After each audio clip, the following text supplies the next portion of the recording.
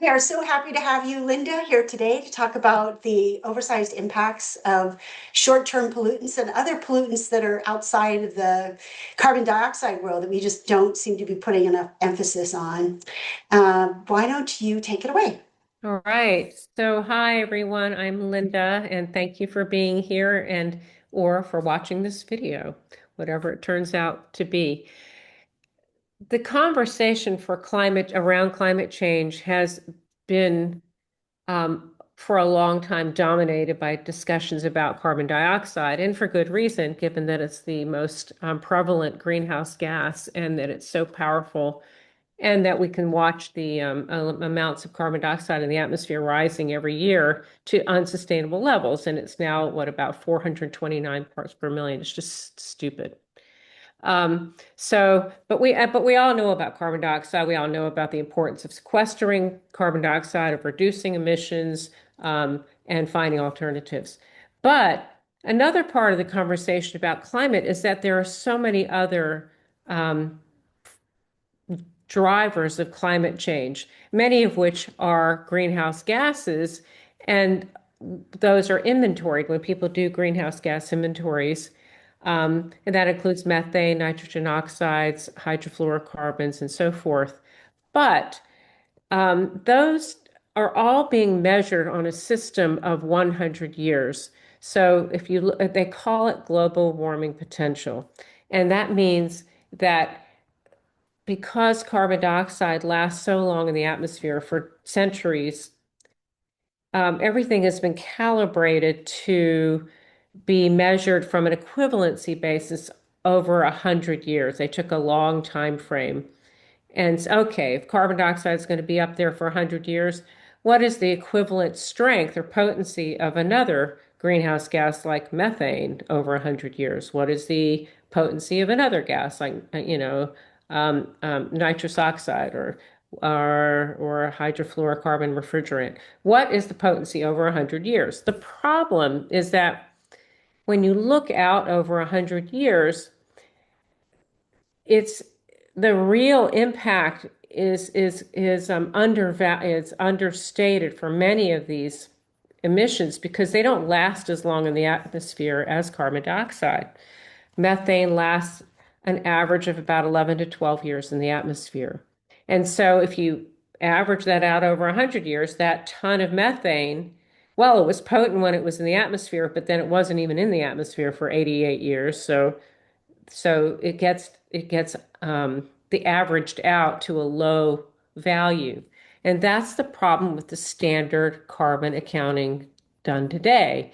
And that's the standard carbon accounting done for everything from international treaties to carbon footprints that companies publish and their net zero goals to governmental policies and regulations, AB 32 in California. Everything is based on this 100-year global warming potential where all greenhouse gases are identified, their impacts over this 100-year period. So it became obvious that we need to start looking at what is the actual impact of these greenhouse gases, not over this arbitrary 100-year period, but when you release a ton of methane, what is its actual impact when it's in the environment?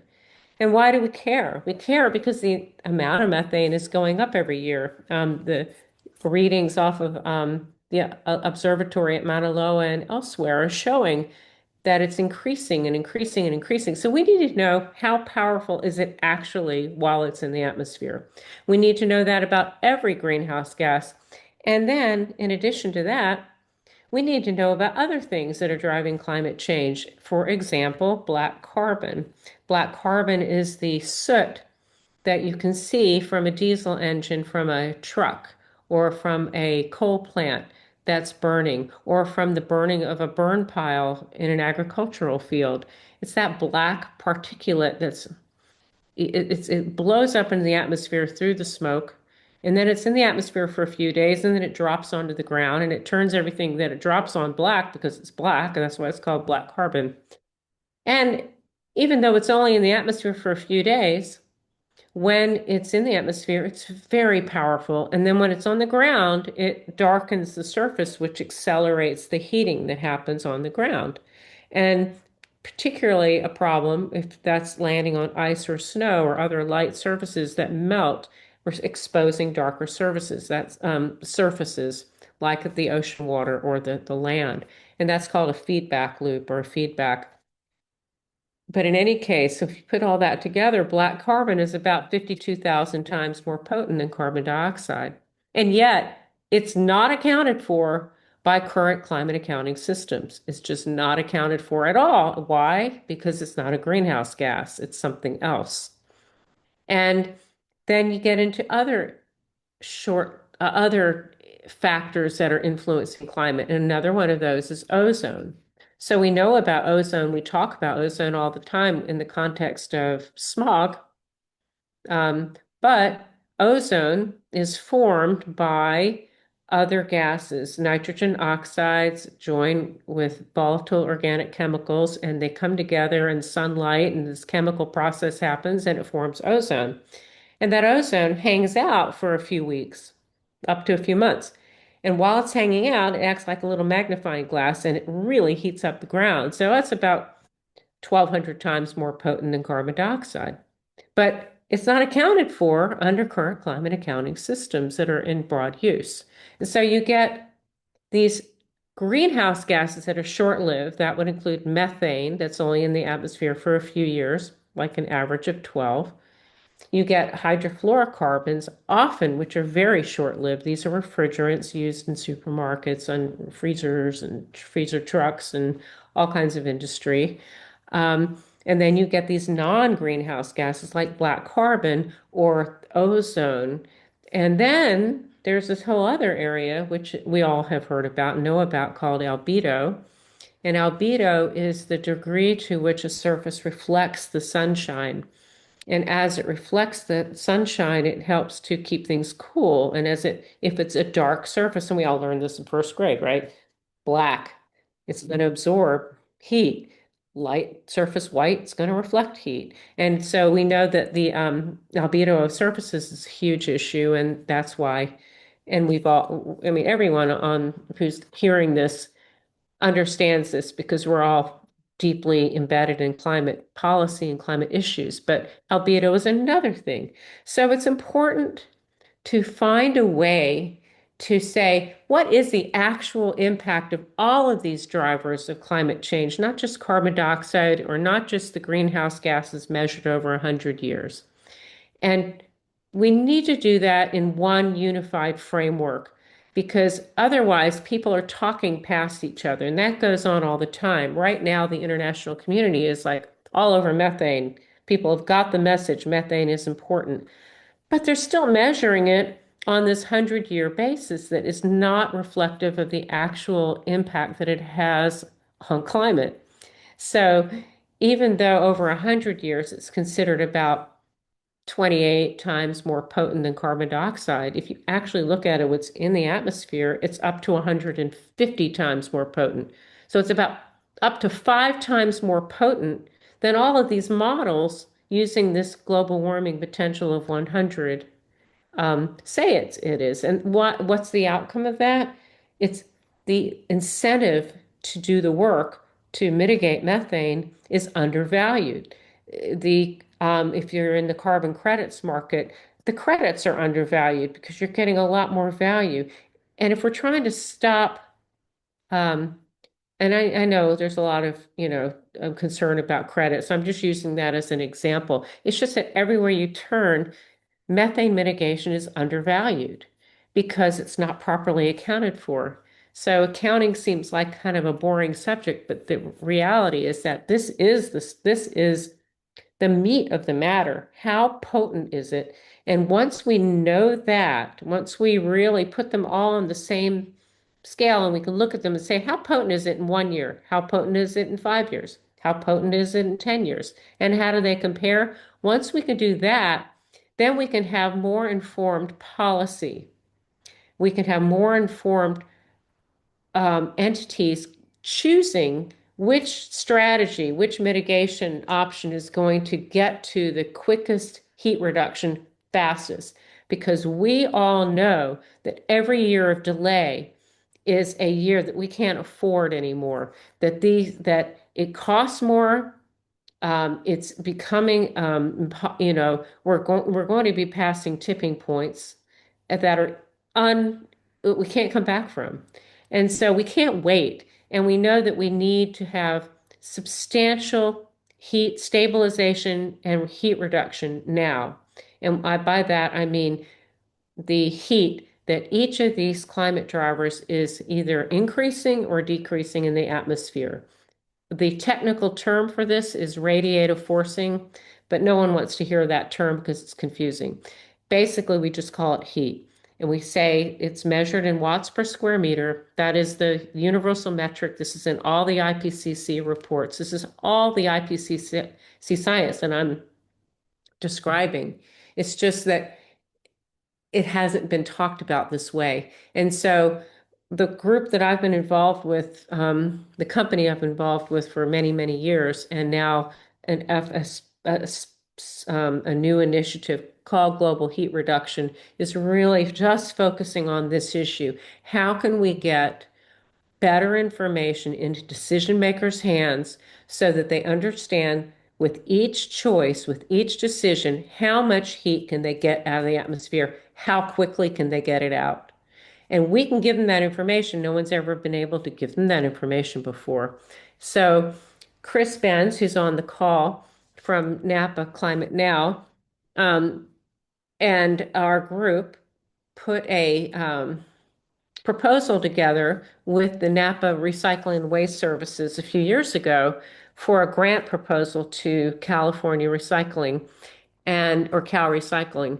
And the grant proposal said, they wanted to install an anaerobic digester and they wanted to do some different things and they were searching for money and they thought they would be they thought that to help their chances of being a grant recipient, that they could use a community benefit partner. So we were identified as the partner, and we wrote into that grant a requirement that if they got the grant money, that they would conduct a study using this kind of advanced accounting to say, okay, let's take a look at what you're doing, your operations, and let's figure out how much heat is it going to pull out of the atmosphere in any given time frame, 1 year, 5 years, 2035, 2040, 2045.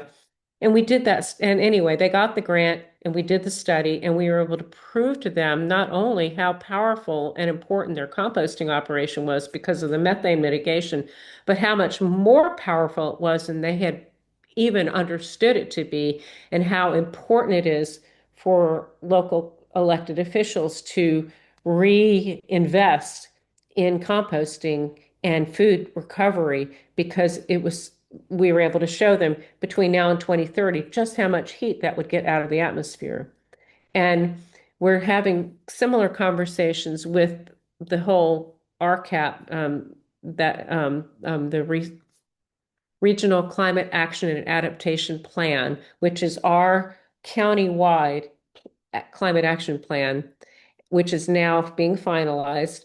And we have a proposal before all of the entities in the Climate Action Committee that are from all these cities and the county to try to do an analysis of their climate action plan to help them say, okay, we have all of these measures that have been proposed. We don't know which ones to do. We have no idea which ones are going to be most effective for climate. So we're going to go ahead and we're going to maybe get this analysis done. And it's going to tell us this is how much climate return on investment we get for every taxpayer dollar we spend.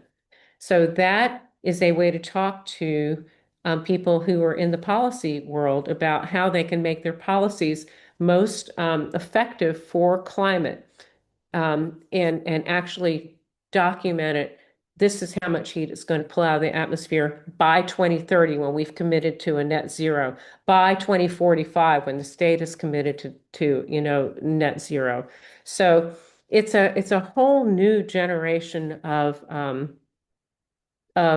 ways of looking at this. So I'm going to just show you a few slides now that you've kind of heard my quick summary, and I hope that some of these slides will kind of reinforce some of these ideas. Let's see, it's requesting to bypass the system private window, I guess, whatever. I don't know what that means. Tell me if you can see my slide, please. You can see it, Yeah. it looks good. Yes, yes. Okay, great, great. Okay, so I'm just going to, as I said, I gave a presentation at San Francisco Climate Week, and I just have these slides from then. I'm just going to skip through a few of them real quickly. We don't need to go through that, and we don't need to go through this. You all know this stuff. So this is the message I've been giving you, that the climate impact of one emission is not equal to the climate impact of another emission. Let's see if I get this to work actually. Oh, here we go. So of course, what are called super pollutants, and I've mentioned each of these by name, black carbon, methane, ozone, and hydrofluorocarbons, are hundreds to thousands of times more potent than carbon dioxide over the next few decades. Sometimes, I got to move this out of the way. It's in my way here. There we go. And so they have different sources, and you can see some of them last a few days, a few weeks, a few years, and yet they're all contributing to our climate debacle. Let's see if I can get this to work. There we go. Okay. And if you know of the Climate and Clean Air Coalition, which is an international body that represents something like 80 different countries and a bunch of international NGOs. They've put together some great slides, and this is another one of their slides. And it's talking about just all the benefits from reducing these short-lived climate pollutants. Benefits to the climate, benefits, in terms of sea level rise as a, major issue. And I know that's a big issue for all of us in the Bay. Reducing premature deaths, reduced air pollution. This is a huge thing when we talk about Rule 9-6 and 9-4 from BACMed, because the same air pollutants, NOx emissions that we're reducing through this process are also contributing to the formation of ozone, which I've just shown you was one of these major super pollutants.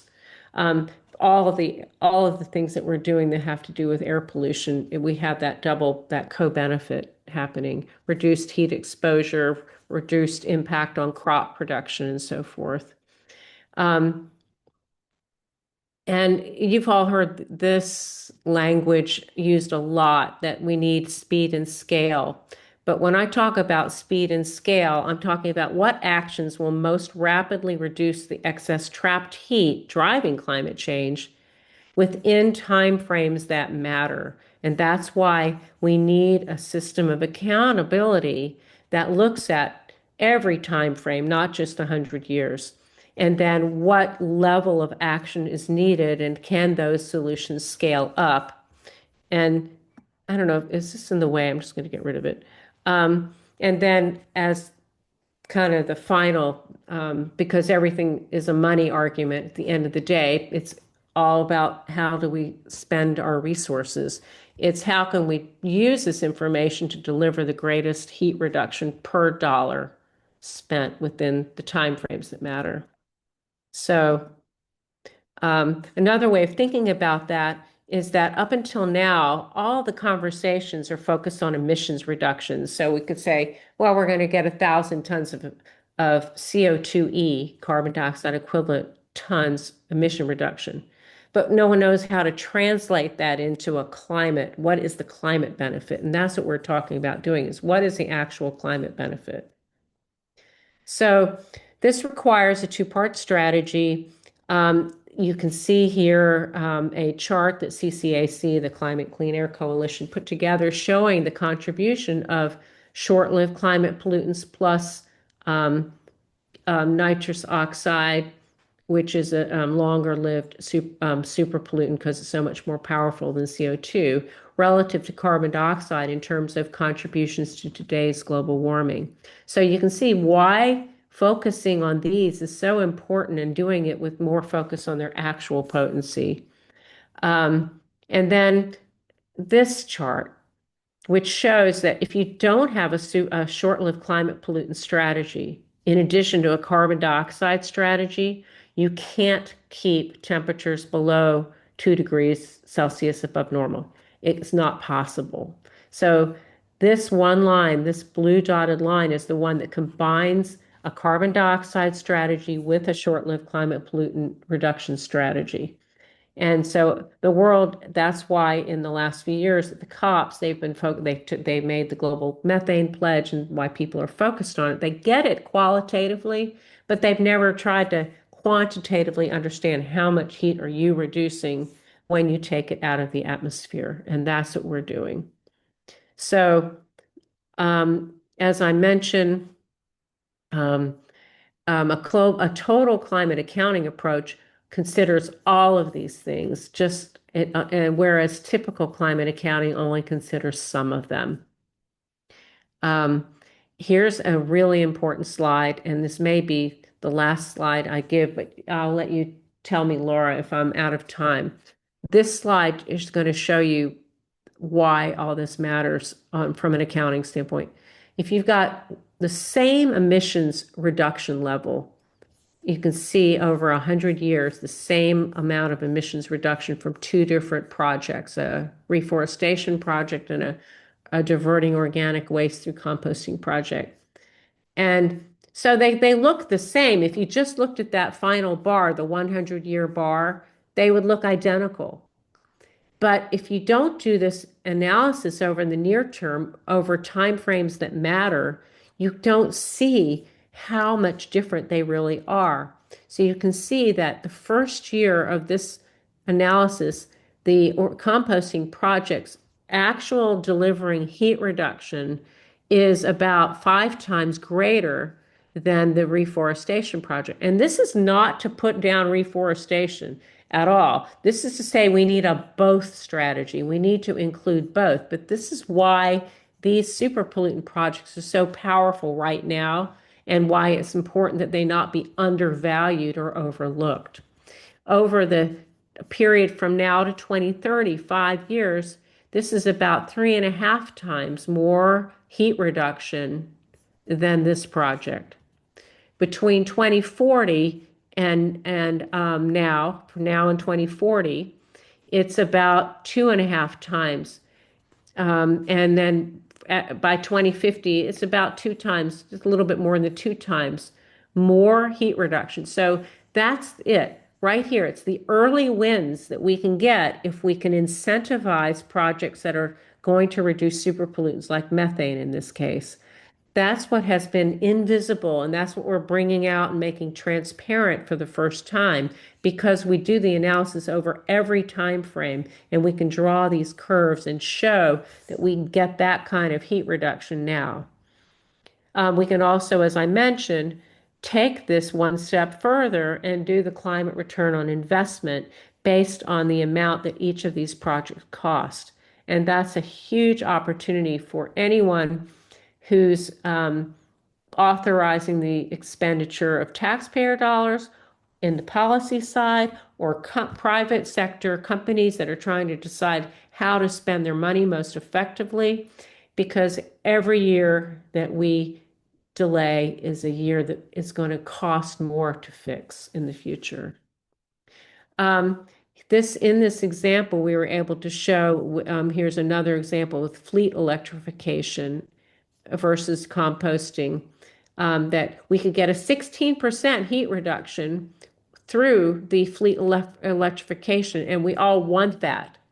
And we can get a 40% reduction from the composting program. So let's get incentives out for both of these because they're both important. The fleet electrification and the CO2 reduction is particularly important for the long haul, for the long term.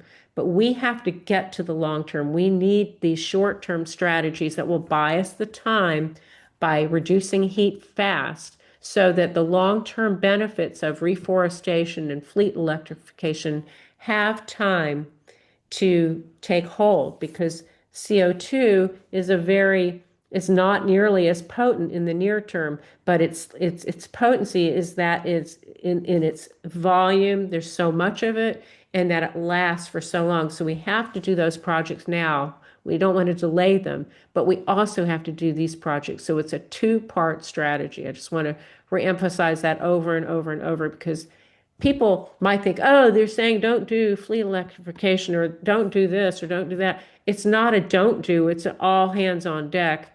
All these pieces of the puzzle need to be accounted for together. And so, as a climate action tool I mentioned the regional climate action and adaptation plan. We've been talking to our, I don't know why that didn't show up properly, but anyway, talking to them about, oh yeah, well, let me just go back to that for a second. They have all these, there are 17 measures here. They've measured the emissions reductions for, and they're all good measures, all of them. But we found that this one, for instance, the one I just showed you, might stand out because it's just so powerful. But we're going to do the analysis of all of these if we get this grant, if we get this proposal approved.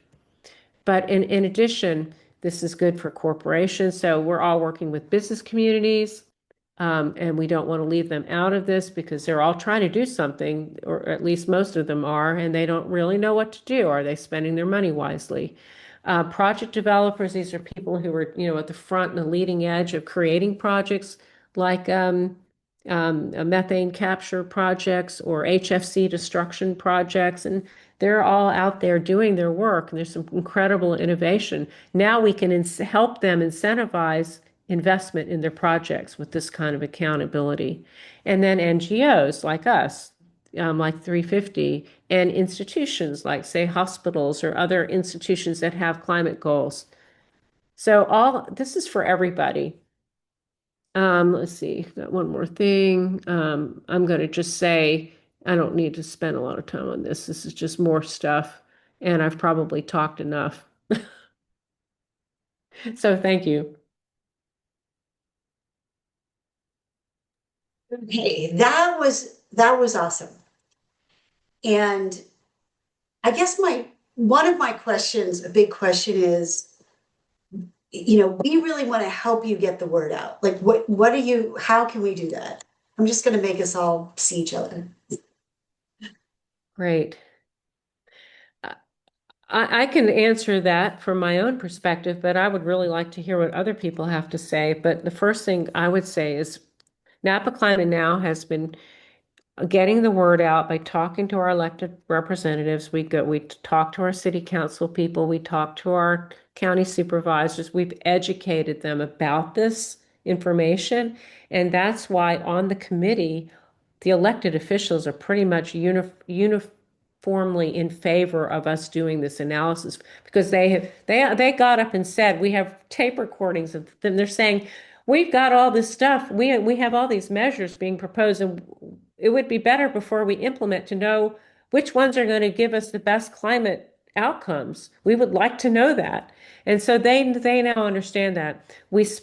Chris and others were involved in putting together climate summits over the past few years, and I spoke at the last one, and people were really, excited about this. So we're just getting the word out wherever we can, and we're also in private meetings talking about it, and just setting the stage. And I think that the way that we can get this information out is, again, talking to elected officials and educating them. That's the most important thing we can do. But because 350 Bay Area Action is involved in policy legislation, I think we should also be talking to some of our legislators about ways to get this in to California, how to propagate this kind of understanding throughout California through the legislative process, which is a pain in the butt. Yeah, tell me about it. But there are people there who would be our champions if they were educated about this. I agree. Jody has a question. Oh my gosh, I have so many questions, and that was phenomenal, Linda. It's just amazing the work that you're doing. But I guess two of my questions. First, if you would say a little more about the proposal that you have out now, that you're hoping to get approved. That's through, I would imagine, the regional CAP group. And is it a funding proposal, I'm imagining? And then what are your chances? What's the time frame of getting it funded, yeah, et cetera? So curious just about the whole proposal. But then also when it comes to educating electeds, after we had the local group meeting, whenever that was, I was really, impressed with what you were saying. I did some internet searching about global heat reduction and all. I couldn't find something nice and simple and basic. So for instance, what are you sending, or what could we be sending to electeds to say, take a look at this, I'd love to chat with you about it and try to explain it, etc. So those are my two questions. You know what? That's a great. Let me answer your second question first. Um, Global Heat Reduction just spun off of SCS, the company that I co-founded in 1984 with Stan Rhodes, who was a PhD atmospheric chemist. Um, that company, I just retired from that company at the end of last year. And that company we incubated all this work inside of SES, that company, because Stan, this was his passion. This is what he did. And we worked internationally. We worked with climate scientists all over the place, and we hashed this out. We spent more than a decade working on all this stuff. And then we published a document. And then we decided to start how are we going to bring this out to market now that we have the science worked out, right? How are we going to get this to market? So we started the Global Heat Reduction Initiative within SCS. But it turns out that that's not the business of SCS. SCS is a third-party certification company, and it wasn't a great fit to have this work happening inside of a different platform company. So we decided this year we spun it off. It's a separate entity. So during this last few months, it's been a little in transition.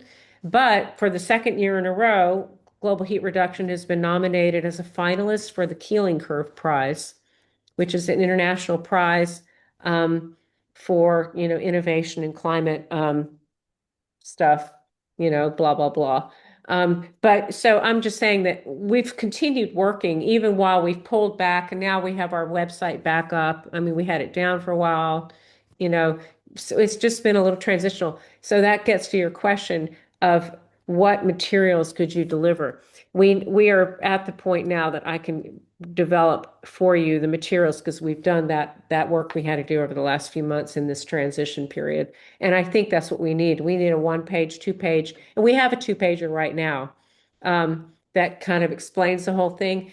It's more geared toward private sector than public sector. It's kind of toward both. If you get on our website, you'll see enterprise and government under one web page.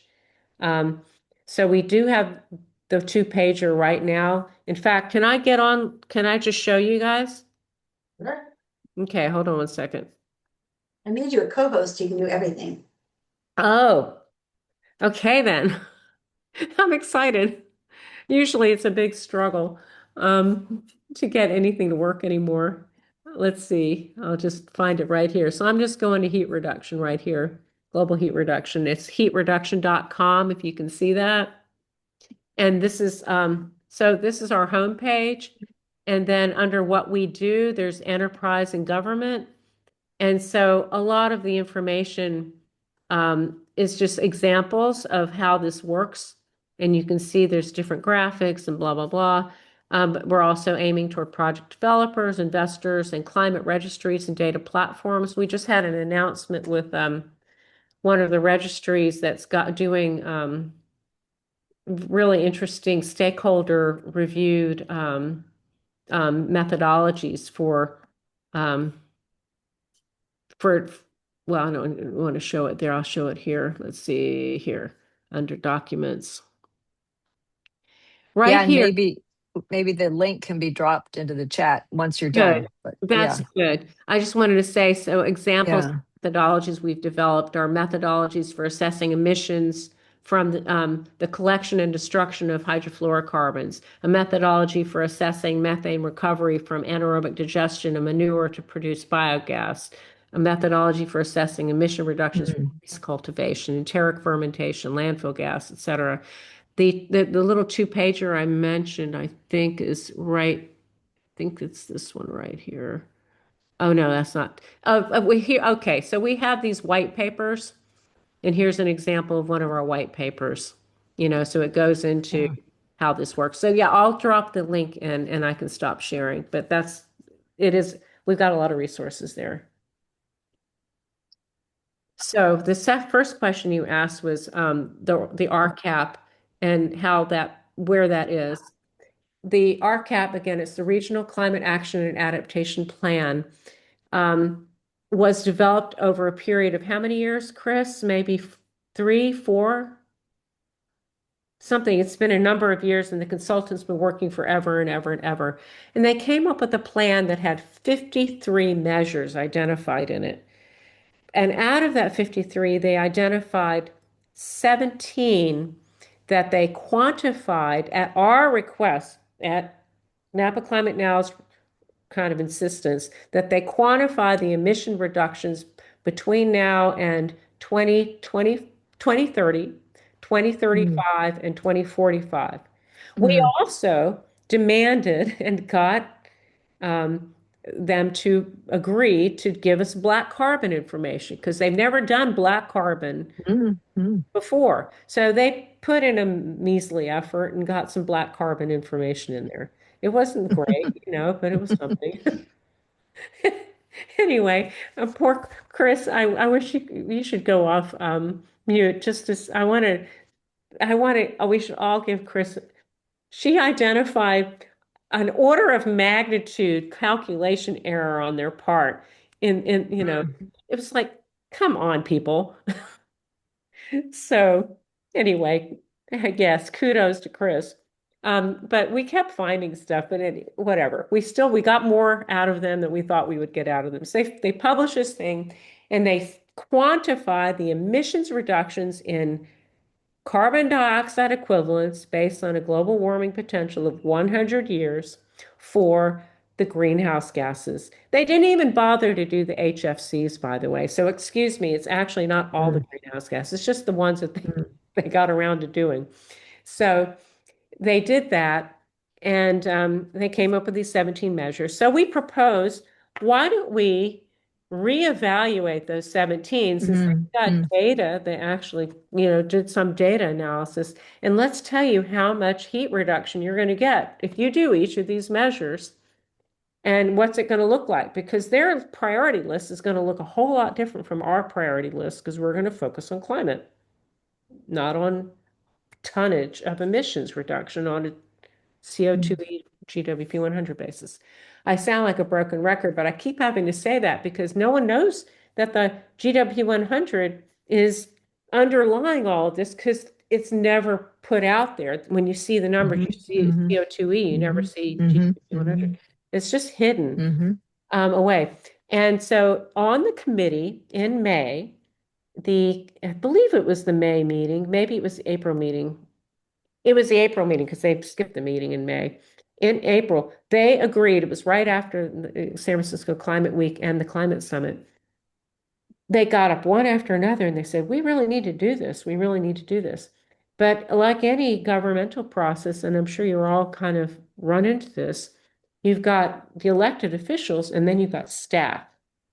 Mhm. And so Yeah. there's been a little institutional reticence on the staff's part to do something different and new.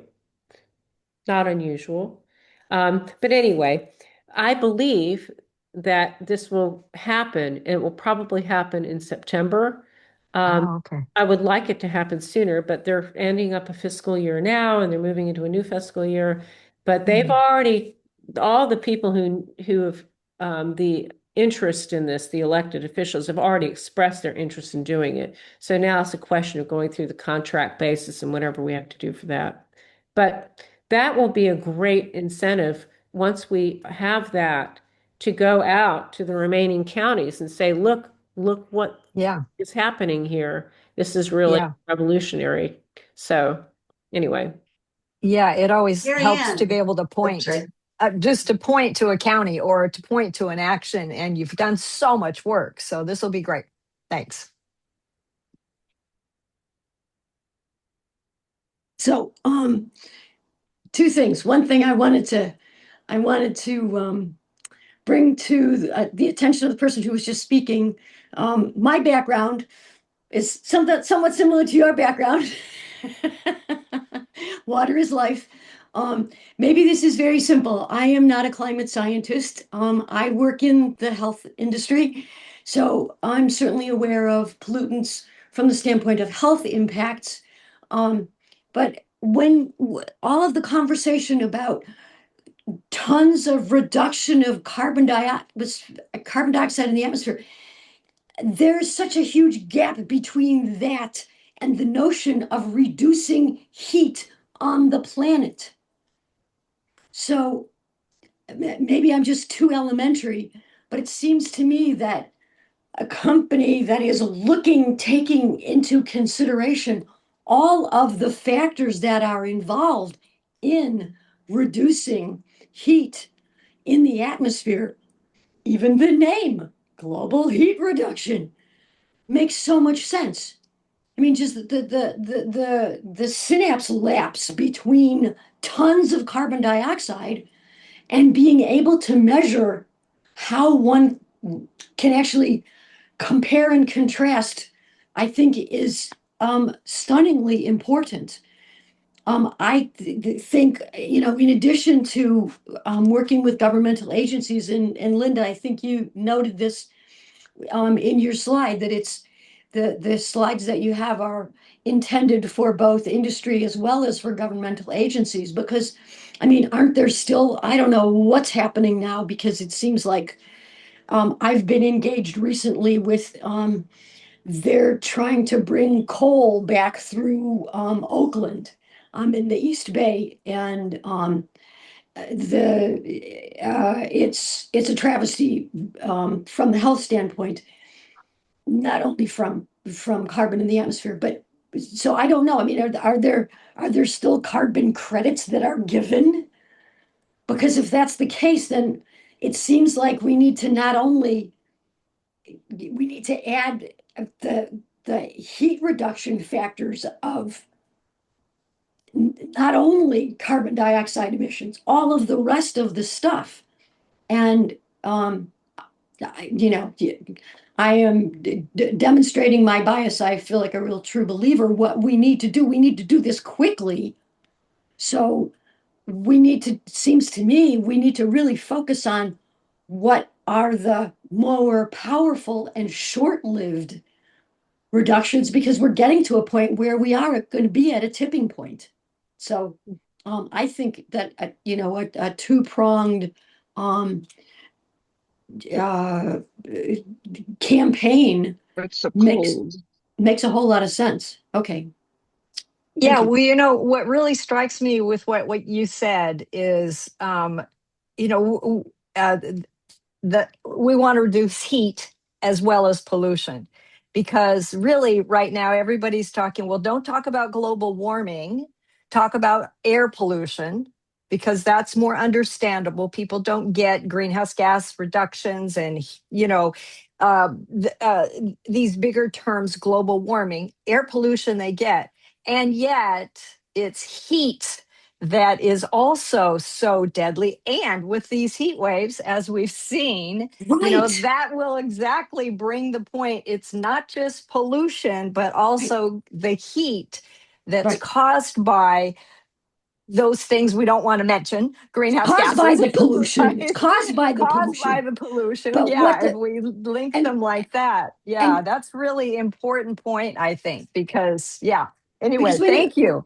yeah, when you talk about tons of carbon dioxide reduction in emission, well, how can you have a ton of gas anyway? It doesn't Yeah, compute.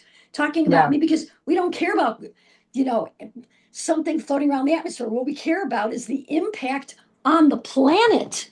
Yeah, and on our bodies when Well, it's yes, of 115. course, Yeah. of course, Well, and of hence course. the health. the Yes, health focus. Yeah, yes. both for pollution and for heat. But I think Yeah. these heat waves are, really going to hopefully drive it home that, yeah. But thank you. Excellent. Really cool stuff. Well, I wish it was cooler. Cool, yeah. Anyway. Silke wants to say something, but you're on mute, Silke, so unmute first.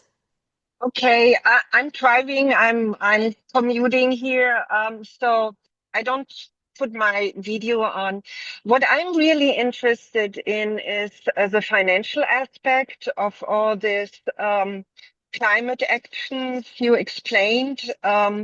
Because we here in Marin, and Jody is also from Marin County, we had all these wonderful climate action plans developed and voted on. And now, of course, it's all these sustainable groups like in Navato, where I'm from, we have a sustainable group. And it's like, yeah, we have this now and they will pass it, but there's no money for this. There's no, like transportation is a huge, like 64% impact of greenhouse gases in Navato. So I mean, that would be, I'm so excited to hear all this, and I want to pass this on to our sustainable commissioner.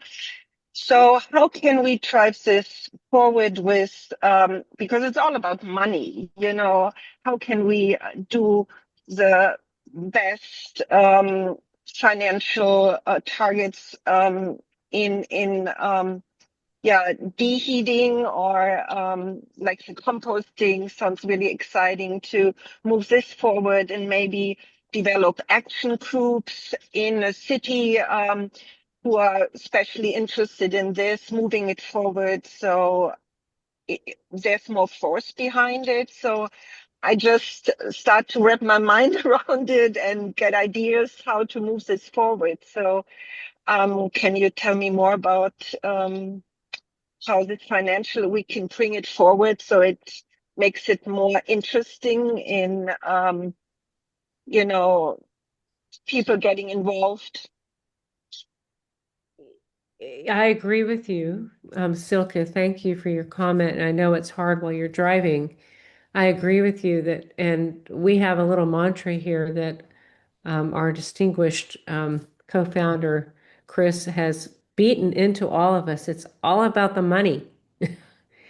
Of when we're dealing with, working in our communities and particularly our government agencies and elected officials, it's really about how can we make these resources go farther and how can we be more transparent or, help them make good decisions. So there's no question in my mind, as in my description of the project we've proposed in Napa, that what's really got their interest is that they can calculate this climate return on investment. And we could take these existing climate action plans that have been developed in Marin and Sonoma and elsewhere, and we can do the same thing. These plans already exist. The data's there. Let's do the analysis. Let's do the analysis and see what the actual impact is and then apply how much is the cost. Because if they're implementing these projects, they know how much they cost. If they don't, then they can add that layer themselves. We're not going to tell them how much it costs to implement a project, in their community, but they have those numbers, and then we can apply those numbers and determine the climate ROI. So I think that is essential to this argument because there's just not that the resources are scarce and there's a lot of people that want them for important projects. And thank you also, Marianne, for bringing up and really emphasizing the heat issue, and Jody for picking up on that. There's two ways we need to think about heat, and one is that the basic metric that underlies all of this is called radiative forcing. I mentioned that it's measured in watts per square meter over the entire surface of the Earth, and so that's a lot of square meters. But importantly, that is a measure of how much something is heating or cooling the planet, the atmosphere. So there's that, and that is the leading indicator to all of the impacts on the earth that you mentioned, Marianne, that happen as a consequence So this, if we can tackle this level of how much something heats or cools the planet, then that will have consequences down the road. That would be how we solve, reduce the impacts and reduce the, intensity of storms and, pull us back off of the precipice that we're on right now. And then there's the heat that you're talking about, Jody, that is a direct result of global warming. One of the consequences, which is heat days, that the kind of heat that they're seeing in Europe right now, that's killing people. The kind of heat that we've seen in the Southwest that, had people sticking to the tarmac, getting burns when they fell on the road, right? I mean, the heat is so visceral, and I think we're all really aware of it now. So it's a really good hook to talk about. I have a question, Linda. Have you seen any, I mean, just thinking about it from a math perspective, redoing the accounting redirects our attention, and we can say, as it, wow, that black carbon, right? It's so impactful. And obviously the refrigerants, like, would it, is there a, is not just an impact um, argument, but also a cost per impact argument to make, that jumping on these short term and the things on the black carbon might be a, a better return on your investment. And I think, can you sort of say Absolutely. generally that? Because I know that it depends. Like, it all depends on what they're doing and talking about. But if there's a generality that we can sort of have a super simple message saying, yes, we have to reduce all these things, but boy, should we focus on these things. Yes. Absolutely. And interestingly, I just want to say this though too.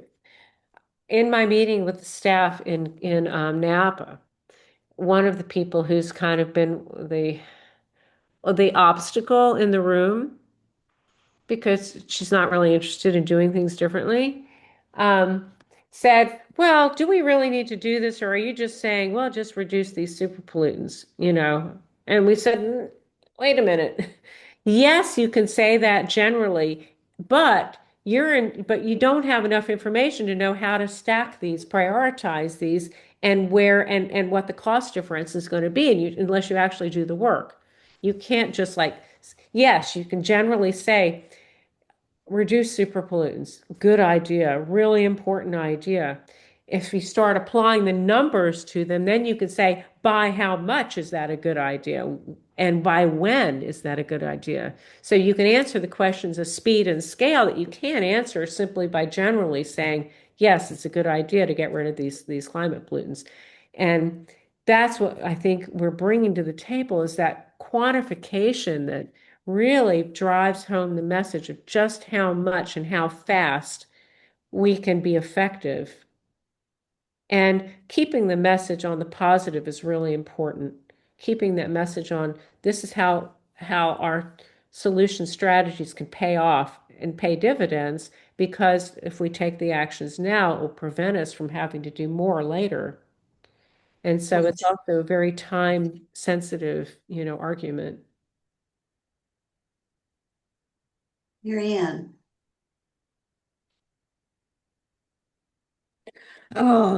Something that was mentioned about, I don't know, people being engaged in in projects. The information, Linda, that you presented about the relative um, heat reducing value of composting versus electrification.